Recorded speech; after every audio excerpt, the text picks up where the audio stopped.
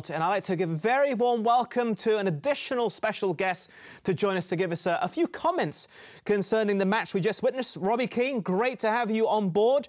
Finally, we managed to get through to you. I'm sure you're a very busy man today, your former team getting all 3 points. How much does it mean to you as a former Tottenham striker to see Jose Mourinho overcome the odds and the current form that Spurs have recently been in to get all 3 points, to get the matter of pride of North London?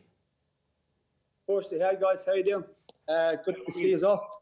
It wasn't, I'm sure John will agree with me, it wasn't a great game to watch. Certainly the second half wasn't, but take nothing away from the first half. The 2 goals from the 2 lads, Lacazette and Son, was tremendous. And as soon as Son went through, John, and you probably agree with me here, I knew exactly what he was going to do, because when you go on that angle, the keeper's always dive to the right hand side. So I knew he was going to chip it. And somebody capitalised on a mistake from Marshall. But I think overall, I think Jose will be happy. It was a typical, probably, if you like, a Mourinho performance in terms of 2 banks of 4. Trying to get Mora and Son on the counter attack with Harry Kane. So overall, obviously Jose will be delighted with it. But certainly the second half wasn't a great game to watch. But Mourinho won't care about that. Arsenal problem was 2 goals, concentration, lack of concentration, 1 mistake. For Son's goal. And then concentration on the corner kick. I'm sure he would have all week worked on set pieces and identified, who's the strongest. Harry Kane is certainly one, and Toby will be definitely another one. So to lose 2 goals like that, I'm sure Arteta will be disappointed. Obviously, Harry Kane wasn't involved in the goals today, and we were discussing, Gary, John and myself, for quite a long time, the importance of keeping Harry Kane, and also for Arsenal, the importance of keeping Pierre, Emerick, Aubameyang. You're a former striker yourself. I mean, do you expect them to both be playing in North London next season? From a Tottenham point of view, I hope Aubameyang goes. Sure. I think he's a top player. He's an unbelievable player. How they haven't locked him down now is beyond me. I'm sure they are talking. Harry Kane, another one. He has to stay at Tottenham. He's the talisman for the team. And he's the one that people identify to, they look up to. I believe that he will be there next season. I'm sure that knowing Daniel Levy the way I do, he'll do everything that he can to keep him. Listen, he can't go anywhere unless people come in and make massive bids for him. So you're going to be talking about 100 million plus. But Harry would have, I'm sure, had a conversation already with Daniel and Jose for next season. I think for Spurs' point of view now is that let's get this season out of the way, these 3 games, and start building for next season. And of course, Harry Kane will be a key part of that. OK. Gents, are we in agreement with that? I think it pretty much fits our previous conversation, right, John? Well, yeah. Listen, I think they would love to see Harry stay. Of course, Jose Mourinho, it's pivotal, isn't it, that he keeps his best player and his talisman, his 20 goals a season man. But listen, there's going to be takers, and a lot of it, there's going to be offers and there's going to be interest, of course, because he's one of the best in the world at the minute. But, ultimately as well, it's what Harry wants to do.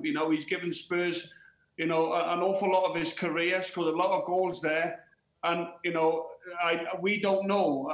I don't know if Robbie knows Harry better than I do, but... it might well be down to the player. That conversation Robbie said he might have had already with Daniel Levy and Jose, that might well have gone ahead.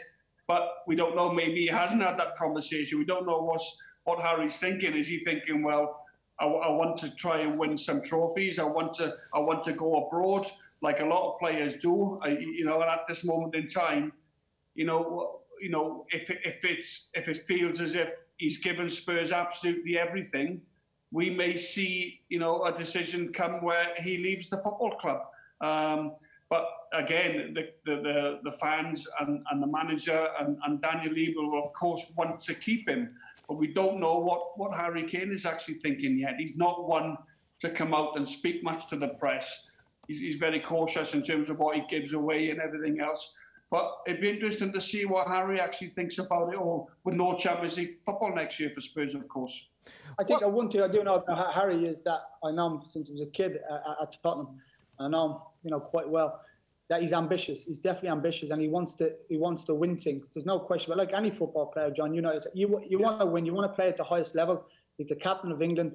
So I believe that he's already had probably that conversation with Jose and Daniel, that where Daniel or Jose has probably said to them, listen, I've identified the 4 or 5 players that I need to bring into this squad next season that will help us push either for the Premier League or the Champions League, or start to win trophies, FA Cup or Carling Cup, because as we know, the club hasn't won for 10 years. The fans are crying out for success, and Harry wants to win things. I know that without a doubt. So can he win it with Tottenham? He can, because he's got a manager that knows how to win. He's got a manager that knows how to, when the chips are down, where we did it with Inter Milan when he won the Champions League. He was so solid. It wasn't attractive football to watch, but he won it. He won the Champions League. So he knows how to win things. So I'm sure Jose's had that conversation with Harry. Can I ask? Adam, I was going to say, Adam, just briefly, the big difference between the situation with Aubameyang and Arsenal and Harry Kane and Spurs is that Aubameyang's contract is really run down now, and Harry Kane still has, 3-4 years, I believe, left on his contract. So, as far as leaving a club is concerned, I think Spurs have a stronger grip on Harry Kane than Arsenal have on Aubameyang at the moment. We also discussed... Go on. Oh, sorry. Go on. Well, we were discussing early on why John left Arsenal many, many moons ago when he was still a very young man. And I was looking back at your career. You left Tottenham yourself. You went to Liverpool, and obviously you ended up going back to Tottenham. Why did you find yourself leaving? Well, Spurs were in a different position when I was there. So when I left, Pierre was leaving as well. So I knew he was leaving, going to Man United. So the team was almost, we were at that time probably, if you like, a selling club. And they were selling players to get funds in. Spurs don't have to do that anymore. Financially, they're secure. They have unbelievable stadium, unbelievable training facilities, the best I've seen. So everything is in place for Tottenham to win things. Now they have a manager, as I said before, that's won things and knows how to win things. And going back to Gary, your question about Aubameyang, John would know this better. It seems to me over the last few years that Arsenal have all done this with their main players, let the contract run out, which I can't understand for the life of me.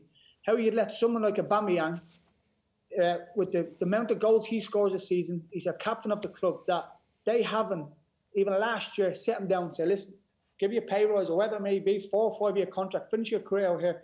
How they haven't done that now is beyond me. I understand that Harry's point of view, he's got 3-4 years left, so people have to spend a lot of money for Harry.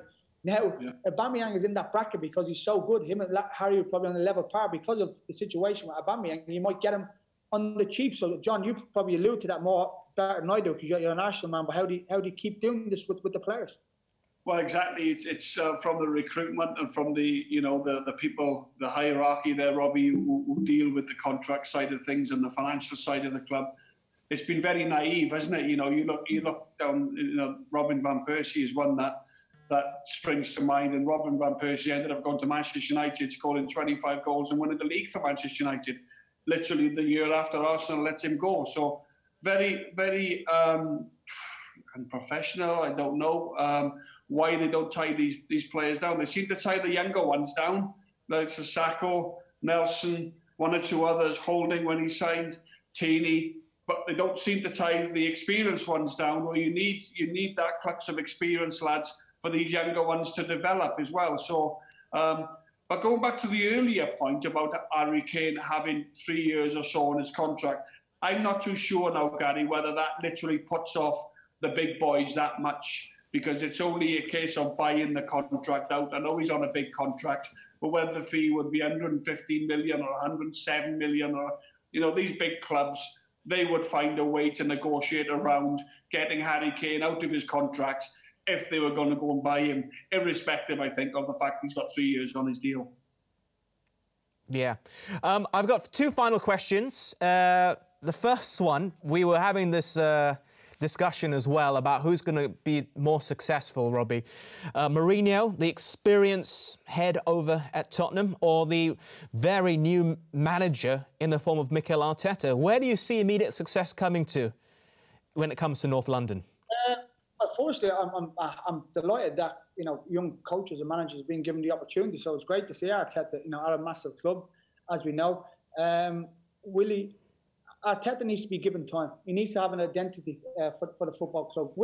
going back before, will he play this system 5 at the back next year? I don't think he will. He won a 4-3-3. Well, he has to bring his own players in. He's forced to play this system because the players that he has. Give him the opportunity.